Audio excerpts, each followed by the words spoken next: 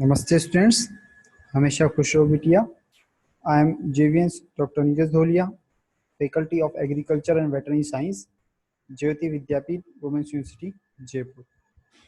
So students, today we are going to discuss the topic parthenogenesis, and this topic comes under the subject developmental biology. So let's start.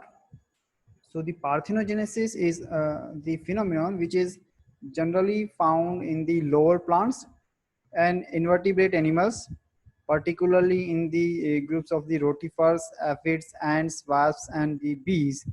And it is very rarely found in the higher vertebrates.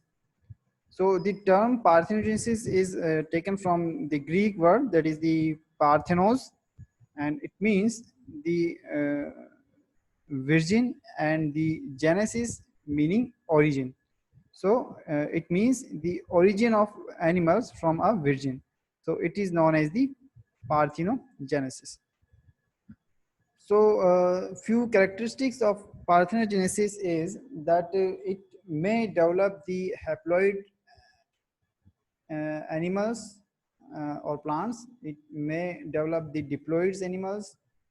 It may be obligate, means there is no choice, and only the parthenogenesis will occur, no sexual reproduction will be there. That is meaning of the obligate.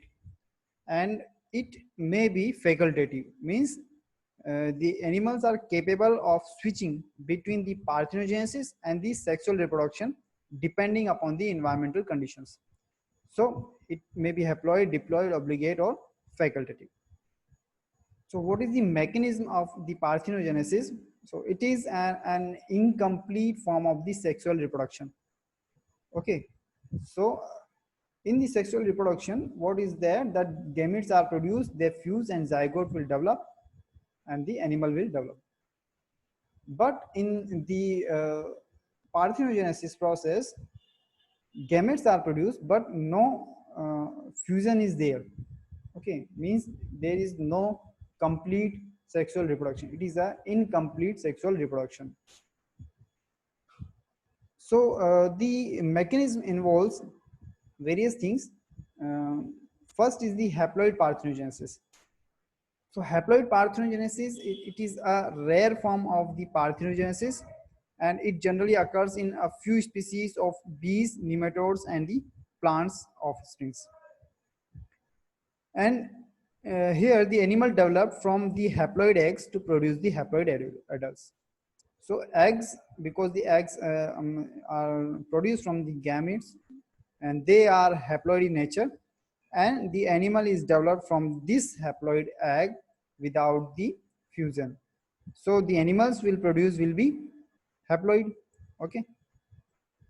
Next one is the diploid parthenogenesis, and this is a very common form of the parthenogenesis, and it have two different mechanisms.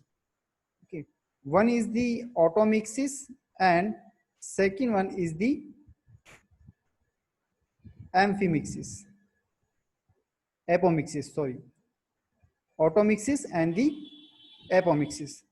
So the automixis is also known as the autometic parthenogenesis, is a post-meiotic process in which a haploid cell may either duplicate itself chromosomes or join with another haploid cell. Okay, so in both cases, the diploid zygotes develop and grow into diploid adults. Such organisms are not true clones of the mother. However, because the meiotic process separates the recombines the genetic material.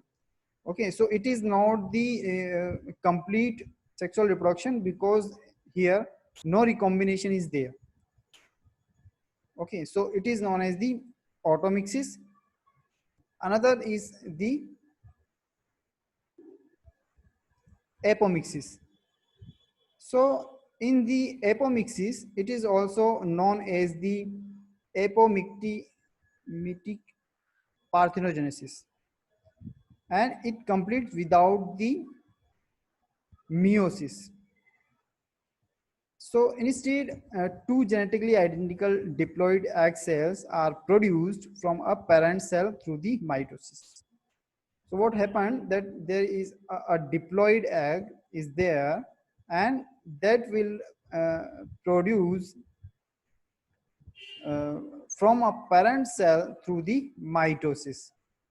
So the process of this cell duplication, egg cell is there, egg cell is haploid, and the mitosis is there, that will convert it into the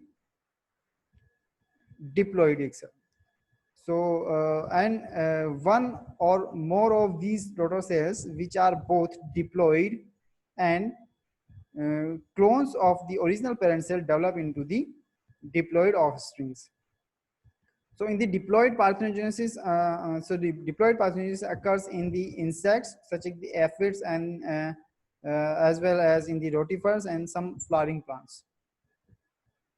Okay, so hope you are satisfied with this detailed session. And if you have any query, please write in the comment box.